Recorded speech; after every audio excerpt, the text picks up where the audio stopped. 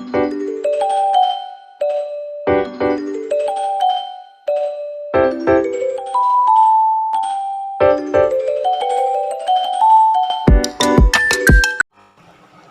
adik-adik, selamat datang di channel Easy Course.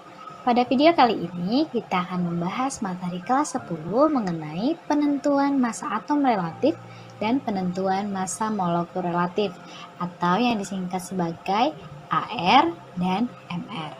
Baik, yang pertama kita akan membahas bagaimana menentukan massa atom relatif atau AR.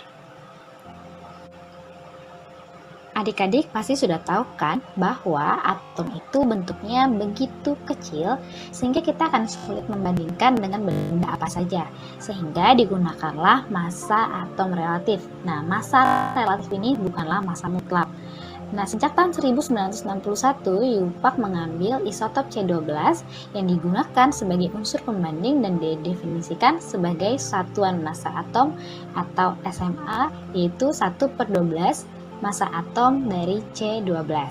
Nah, jadi untuk mencari massa atom relatif unsur satu unsur itu sama dengan massa rata-rata unsur satu atom X dibagi 1/12 massa satu atom C12. Kita lihat contohnya di sini. Misalkan, jika massa satu atom C12 adalah 2 dikali 10 pangkat min 23 gram dan massa atom relatif perak adalah 108, maka berapakah massa dari satu atom perak? Nah, berarti di sini untuk AR unsur perak ini sudah diketahui jumlahnya adalah 108 ya. Besarnya adalah 108. Maka 108 sama dengan, nah, ini yang akan kita cari massa dari satu unsur satu atom perak. Oke, kita buat saja di sini sebagai X per 1/12 dikali massa satu atom C12. Massa satu atom C12 di sini besarnya adalah 2 dikali 10 pangkat 23. Oke, maka ini bisa kita coret ya adik-adik. 12 dengan 2 ini besarnya jadi 6. Nah, lalu yang bagian bawah kita naikkan ke atas menjadi 108 dikali 1/6 dikali 10 pangkat min 23. Nah, itulah besar X-nya atau massa satu atom perak. Nah, kalau kita hitung 108 dikali 1/6 itu adalah 18 ya adik-adik. 18 dikali 10 pangkat min 23 atau sama dengan 1,8 dikali 10 pangkat negatif 22. Nah, itu dia cara mencari massa satu atom perak. Nah, begitu juga sebaliknya. Jika misalkan yang ditanyakan adalah massa atom relatif, ya kita hitung seperti biasa ya. Nanti hasilnya kan sama dengan 108 juga. Oke, nah itu untuk mencari massa atom relatif jika diketahui massa satu atom C12 dan massa satu atom satu unsur. Nah, berikutnya di sini kakak mengajarkan bagaimana menghitung massa atom relatif jika yang diketahui adalah kelimpahan dari isotopnya. Contohnya di sini, kita langsung lihat contohnya saja. Tembaga memiliki dua isotop yaitu Cu63 dan Cu65 dengan kelimpahan masing-masing 75% dan 25%. Tentukanlah berapa AR rata-rata unsur Cu. Nah, di sini rumusnya untuk menentukan AR satu unsur itu sama dengan kelimpahan yang pertama dikali nomor massa isotop yang pertama ditambah kelimpahan yang kedua dikali nomor massa isotop yang kedua dan seterusnya jika misalkan unsur tersebut memiliki lebih dari 2 isotop ya, lalu dibagi 100. Contohnya di sini, maka AR rata-rata dari unsur Cu itu sama dengan kelimpahan yang pertama itu sebesar 75% ya, atau 75 dikali nomor massa isotop yang pertama itu adalah 63. Jadi Cu63 itu artinya tembaga yang memiliki nomor massa 63. Oke, lalu ditambah kelimpahan yang kedua sebesar 25% dikali nomor massa isotop yang kedua sebesar 65. Lalu kita bagikan dengan 100. Maka sama dengan 75 kali 63 adalah 4725 ditambah 25 kali 65 adalah 1625. Nah, ini kita bagikan dengan 100. Maka hasilnya nanti adalah 63,5. Nah, itu dia. Jadi kalau misalkan adik-adik ingin menghitung suatu AR rata-rata dari suatu unsur, jika diketahui kelimpahannya, maka yang kita gunakan adalah rumus yang ini. Oke, nah itu dia ya adik-adik caranya untuk menentukannya. Yang berikutnya, kita bahas soal dari SIMAK UI tahun 2016 kode 359. Untuk soal yang kali ini, walaupun masih sama mencari AR dari kelimpahan, namun yang ditanya kali ini adalah persentase dari salah satu isotop. Nah, mari kita baca dulu soalnya. Kalium memiliki dua isotop yang cukup stabil, yaitu 39K dan 41K dengan massa masing-masing isotop adalah 38,96 dan 40,96. Jika kalium memiliki massa atom relatif sebesar 39,09, maka berapakah persentase isotop 41K? Nah, jadi adik-adik, di sini kita bisa menuliskan dulu apa-apa saja yang diketahui ya. Ada massa atom dari isotop yang pertama besarnya katanya 38,96. Lalu massa dari isotop yang kedua besarnya sebesar 40,96.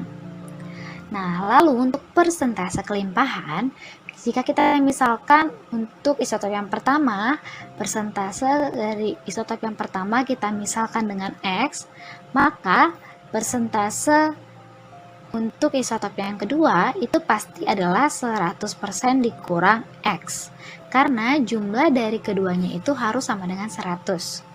Oke, lalu kita masukkan ke rumusnya. Nah, di sini sudah diketahui massa atom relatifnya sebesar 39,09. Ya, ini AR-nya adik-adik sama dengan, oke, kita ikuti sesuai rumus yang sebelumnya. Persentase dari kelimpahan yang pertama, kelimpahan yang pertama itu kita sudah misalkan tadi sebagai X ya. Lalu dikalikan dengan massa isotop yang pertama, yaitu 38,96. Lalu ditambah dengan kelimpahan yang kedua itu besarnya adalah 100 dikurang X. 100 dikurang X dikali massa isotop yang kedua sebesar 40,96. Lalu jangan lupa ini harus dibagi 100.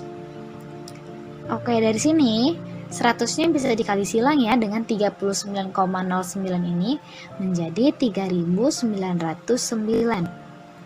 Sama dengan X dikali 38,96 berarti 38,96X ditambah 100 dikali 40,96 itu komanya hilang ya, jadi 4096 min X dikali 40,96 dan jadi min 40,96X. Oke, lalu kita pindahkan ya yang sejenis ke sebelah kiri, yaitu 4096 kita pindahkan ke 3909, maka 3909 dikurang 4096 sama dengan 38,96X dikurang 40,96X. Nah, 3909 dikurang 4096 ini hasilnya adalah 187.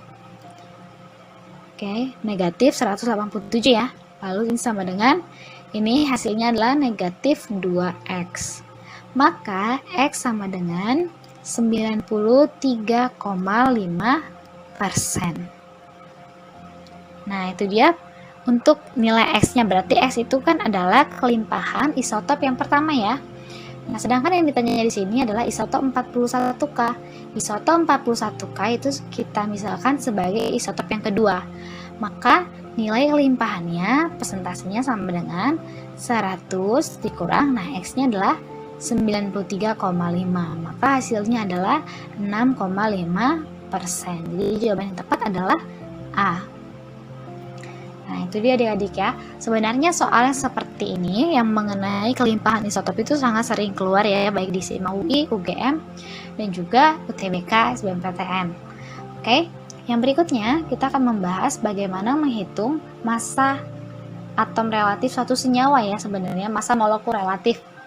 massa molekul relatif atau yang biasa disingkat sebagai MR. Nah, sebenarnya untuk menghitung MR ini sangatlah mudah.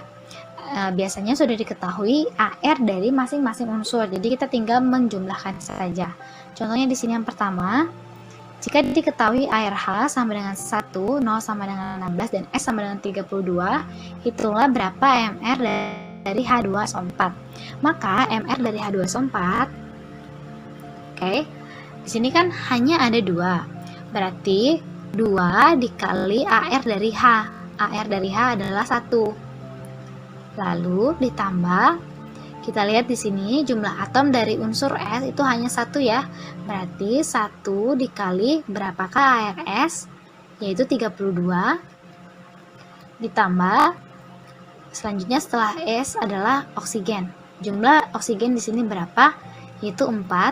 Maka 4 dikali AR dari oksigen yaitu 16. 4 dikali 16, maka sama dengan 2 kali 1 adalah 2, ditambah 1 dikali 32 adalah 32, 4 kali 16 adalah 64. Maka jika ditotalkan ini hasilnya menjadi 97. Nah, itu dia MR dari H2SO4. Yang berikutnya, jika diketahui ARH sama dengan 1, O sama dengan 16, nitrogen sama dengan 14, dan fosfor sama dengan 31, maka hitunglah MR dari NH4 3 kali PO4. Oke, maka MR-nya sama dengan, kita lihat yang pertama nitrogen.